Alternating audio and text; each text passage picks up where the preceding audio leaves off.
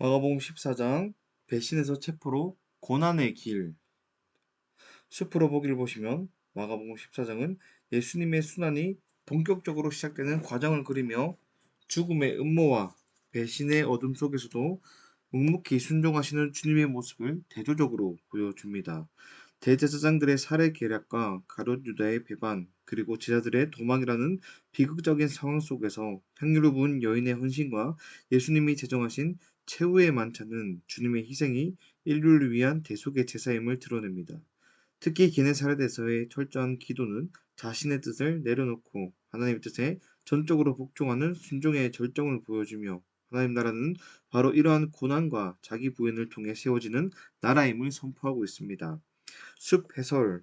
마가복음 14장은 예수 그리스도의 본격적인 순환을 통해 인간의 죄성과 하나님의 주권적인 구속 계획을 극명하게 대조하여 보여줍니다.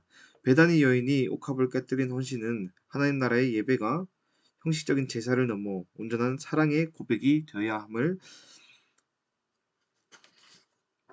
드러내며, 겟세마네의 철저한 기도는 자신의 뜻을 내려놓고 아버지의 뜻에 복종하신 예수님의 지극한 순종과 사랑의 확증입니다.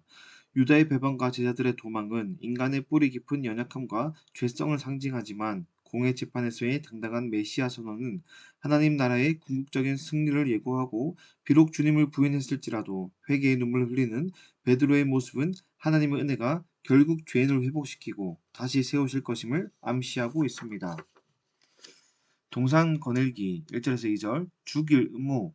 유월절을 앞두고 대제사장들이 예수를 죽일 음모를 꾸민다. 밀란을 피하기 위해 명절 기간을 피하려는 그들의 계획은 인간적 정치적 계산을 보여준다. 3절에서 9절. 향유 부음. 베다니의 한 여인이 예수께 값진 향유를 부으며 그의 장례를 미리 준비합니다. 예수님은 이를 아름다운 행위로 칭찬하며 복음 전포와 함께 기억될 것이라고 선언하십니다. 10절에서 11절. 가룟 유다의 배신. 유다가 예수를 배반하기로 결정하고 대제사장들과 거래를 합니다. 이는 예수님의 순환이 제자 내부에서도 배신으로 시작됨을 보여줍니다. 대제사장들은 예수를 죽일 음모를 꾸미고 가룟 유다는 스승을 넘길 거래를 합니다. 그 어둠 흐름 사이에서 한 여인이 향유옥합을 깨뜨려 예수님의 장례를 준비합니다. 세상의 계산과 이 배신 속에서도 오직 사랑으로 주님의 길을 예비하는 헌신이 빛납니다. 학생들에게 정확히 유다는 돈을 택했고 여인은 사랑을 택했다는 걸 알려주십시오. 주님은 이 여인의 행동이 복음이 전해지는 곳마다 기억될 거라고 하셨습니다. 학생들에게 너는 오늘 주님께 무엇을 드리고 싶은지 물어보시면 좋을 듯합니다. 12절에서 21절. 인자의 운명. 예수와 제자들이 유월절 식사를 준비하고 나누는 가운데 예수님은 자신을 배반할 자가 있음을 예고하고 인자의 운명을 성경의 예언과 연결합니다. 22절에서 26절. 마지막 만찬. 최후의 만찬에서 예수님은 떡과 포도주를 통해 자신의 몸과 피를 상징하며 새 언약을 선포하십니다. 이는 하나님 나라의 완성을 예고합니다. 유월절 식사 자리에서 예수님은 떡과 포도주를 나누어 주시며 이것이 자신의 몸과 피, 곧 새 언약임을 선포하십니다. 또한 자신을 팔 자가 누구인지 예고하시며 인자의 운명을 말씀하십니다. 예수님의 죽음은 실패가 아니라 우리를 구원하시려는 하나님의 철저한 계획과 사랑입니다. 이것은 오늘날 우리에게도 적용됩니다. 예수님이 주신 떡과 포도주는 우리를 살리는 생명입니다. 주님은 배신당할 것을 아시면서도 우리를 위해 자신의 전부를 내어주셨습니다. 그 큰 사랑이 지금 너의 식탁에도 함께하고 계시다고 말씀해 주십시오. 27절에서 31절. 베드로의 부인. 예수님은 제자들의 배반과 베드로의 부인을 예고하며 부활 후 갈릴리에서의 재회를 약속하십니다. 인간의 연약함과 하나님의 신실함이 대비됩니다. 32절에서 42절. 겟세마네의 기도. 예수님의 기도로 깊은 고뇌 속에서 하나님의 뜻에 순종하며 기도합니다. 제자들의 연약함은 예수님의 고독한 희생을 부각시킵니다. 예수님은 제자들이 흩어질 것과 베드로의 부인을 예고하십니다. 겟세마네 동산에서 죽음 같은 고뇌 속에 기도하시나 제자들은 잠에 취해 있습니다. 고뇌 길은 내 뜻을 꺾고 하나님의 뜻에 순종하는 철저한 기도의 자리에서 완성됩니다. 학생들에게 예수님도 십자가가 무섭고 힘드셨다는 걸 알려주십시오. 하지만 내 뜻대로 마시고 아버지 뜻대로 하소서라고 기도하며 이겨내셨습니다. 이처럼 너를 힘들게 하는 문제가 있다면 주님처럼 기도하며 하나님의 도우심으로 구해보자고 해주십시오. 43절에서 52절 예수님의 체포. 유다의 입맞춤으로 예수님이 체포되고 제자들은 도망치자 한 청년의 도망은 인간의 두려움과 혼란을 상징합니다. 53절에서 65절 공회에 선 예수님. 예수님은 공회에서 거짓 증언과 모욕을 당하며 메시아임을 선언하십니다. 또 그분의 침묵과 고난은 하나님의 나라의 구속 계획을 드러냅니다.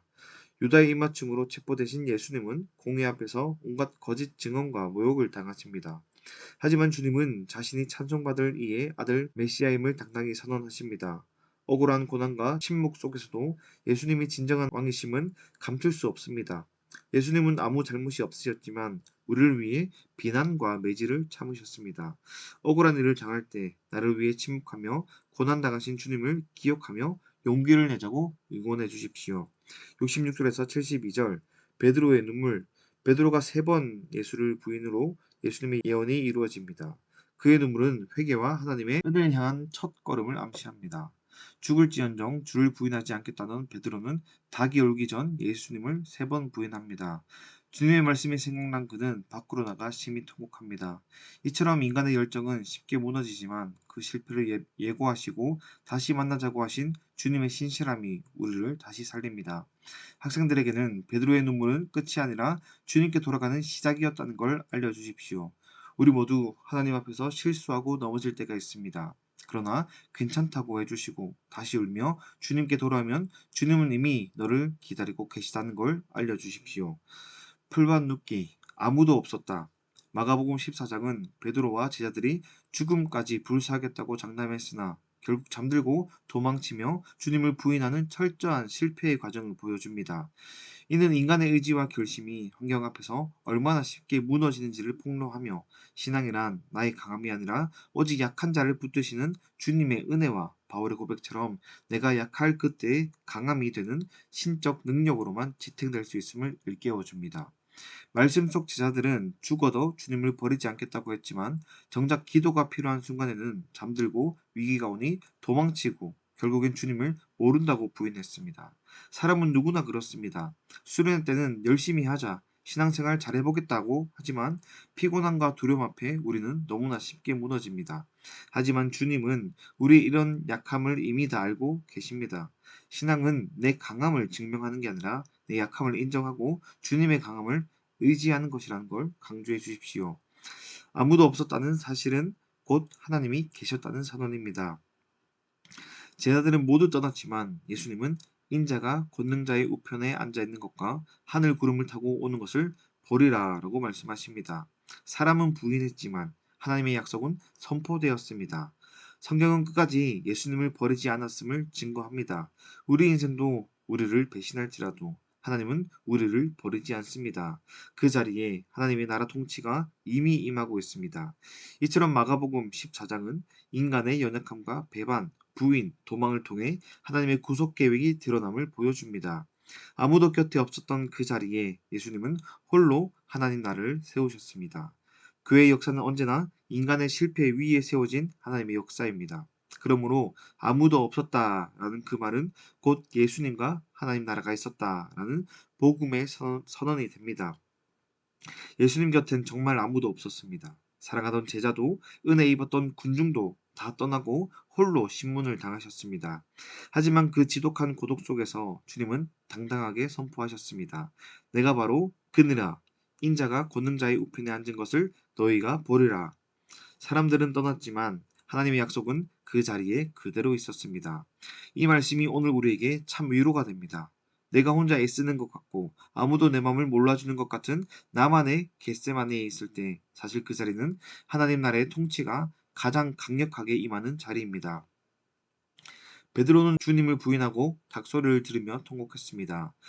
그 눈물은 자신의 실패를 인정하는 아픈 눈물이었지만 동시에 하나님의 은혜가 시작되는 첫걸음이었습니다.